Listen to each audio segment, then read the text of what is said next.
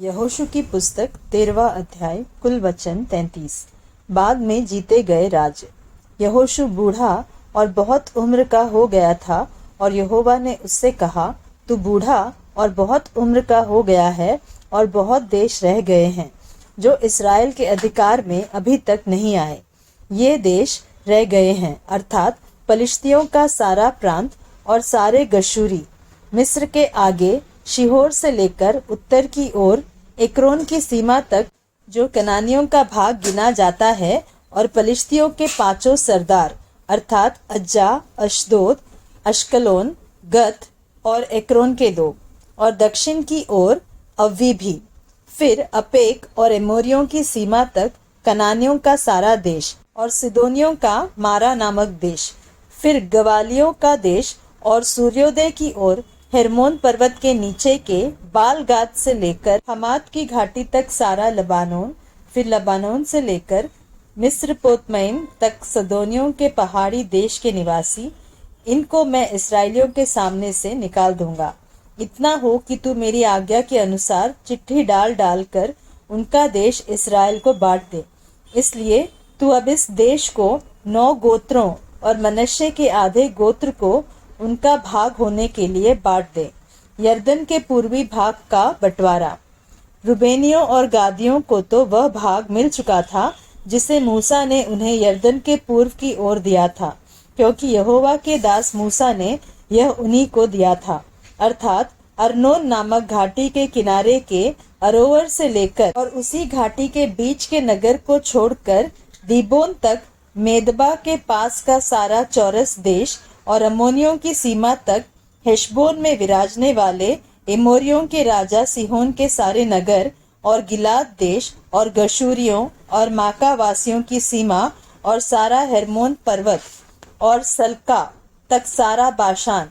फिर अश्तारोत और एद्रेई में विराजने वाले उस ओक का सारा राज्य जो रपैयों में से अकेला बच गया था, क्योंकि इन्हीं को मूसा ने मारकर उनकी प्रजा को उस देश से निकाल दिया था। परंतु इसराइलियों ने गशूरियों और माकियों को उनके देश से न निकाला, इसलिए गशूरी और माकी इसराइलियों के मध्य में आज तक रहते हैं। और लेवी के गोत्रियों को उसने कोई भाग न दिया, क्योंकि इसराइल के परमेश्वर यहोवा के वचन के अनुसार उसी के हव्य उनके लिए भाग ठहरे हैं। रूबेन के गोत्र को दिया गया भाग। मूसा ने रूबेन के गोत्र को उनके कुलों के अनुसार दिया, अर्थात अर्नोन नामक घाटी के किनारे के अरोएर से लेकर और उसी घाटी के बीच के नगर को छोड़कर मेदबा के पास का सारा चौरस देश। फिर चौरस देश में का हेशबोन और उसके सब गांव।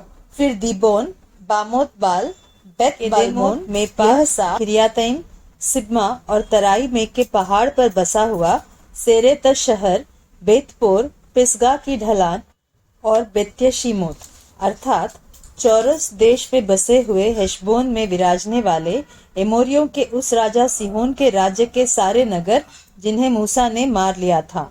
मूसा ने एवी, रेकेम, सूर, हूर और रेबा नामक मिद्यान के प्रधानों को भी मार डाला था, जो सिहोन के ठहराए हुए हाकिम और उसी देश के निवासी थे। और इसराइलियों ने उनके और मारे हुओं के साथ बोर के पुत्र भावी कहने वाले बिलाम को भी तलवार से मार डाला। और रुबेनियों की सीमा यरदन का किनारा ठहरी। रुबेनियों का भाग उनके कुलों के अनुसार नगरों और गांवों समेत यही ठहरा। गाद के गोत्र को दिया गया भाग। फिर मूसा ने गाद के गोत्रियों को भी कुलों के अनुसार उनका निज भाग करके बांट दिया। तब यह ठहरा, अर्थात याजेर आदि गिलाद के सारे नगर और रब्बा के सामने के अरोएर तक अमोनियों का आधा देश, और हेशबोन से रामत मिस्पे और बेतोनीम तक, और महनईम से दबीर की सीमा तक, और तराई में बेथारम, बेतनिम्रा, सुक्कोत और सापोन, और हेशबोन के राजा सिहोन के राज्य के बचे हुए भाग, और किनेरेत नामक ताल के सिरे तक, यरदन के पूर्व की ओर का वह देश जिसकी सीमा यरदन है। गादियों का भाग उनके कुलों के अनुसार नगरों और गांवों समेत यही ठहरा। मनश्शे के आधे गोत्र को दिया गया भाग। फिर मूसा ने मनश्शे के आधे गोत्रियों को भी उनका निज भाग करके दिया। वह मनश्शेइयों के आधे गोत्र का निज भाग उनके कुलों के अनुसार ठहरा। वह यह है, अर्थात महनईम से लेकर बाशान के राजा ओग के राज्य का सारा देश और बाशान में बसी हुई याईर की 60 बस्तियां और गिलाद का आधा भाग और अश्तारोत और एद्रेई जो बाशान में ओग के राज्य के नगर थे।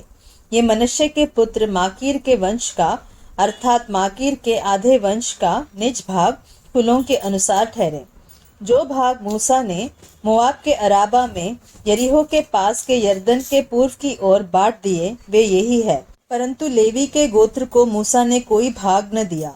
इसराइल का परमेश्वर यहोवा ही अपने वचन के अनुसार उनका भाग ठहरा।